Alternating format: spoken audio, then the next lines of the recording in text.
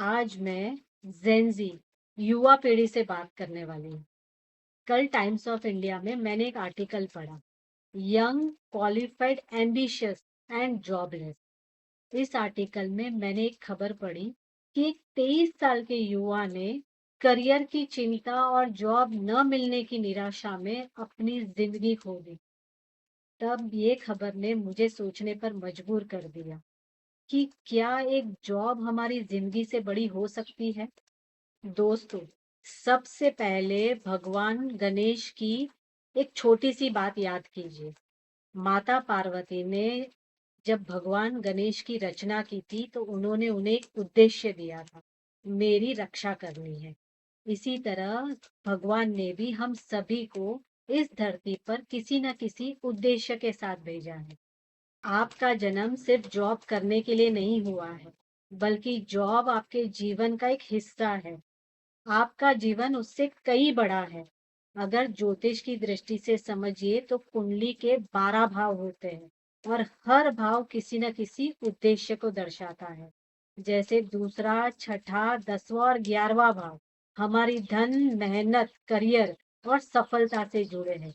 लेकिन इनमें से मिलने वाले परिणाम हर समय बदलते रहते हैं। दशा बदलती है, गोचर बदलते हैं और समय भी बदलता है।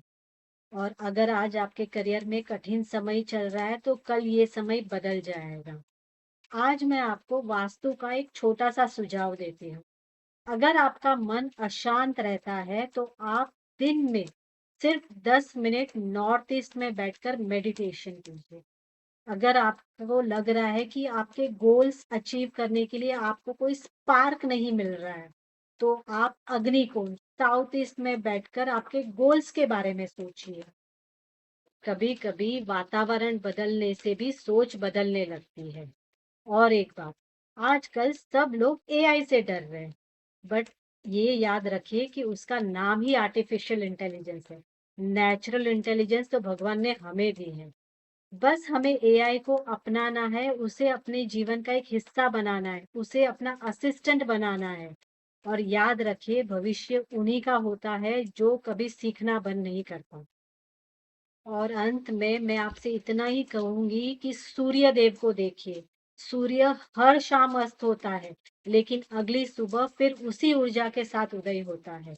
ये हमें यही सीख देता है कि every morning is a new beginning. अगर आज आप सफल नहीं रहे तो कल आप फिर शुरुआत कीजिए।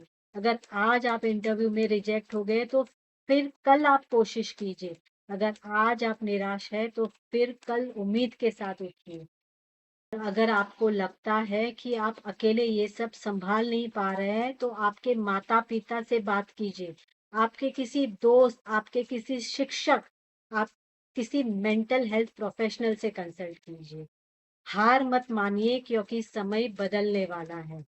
सही कर्म कीजिए, सही दिशा के लिए ज्योतिष का मार्गदर्शन लीजिए और आत्मविश्वास के साथ आगे बढ़िए।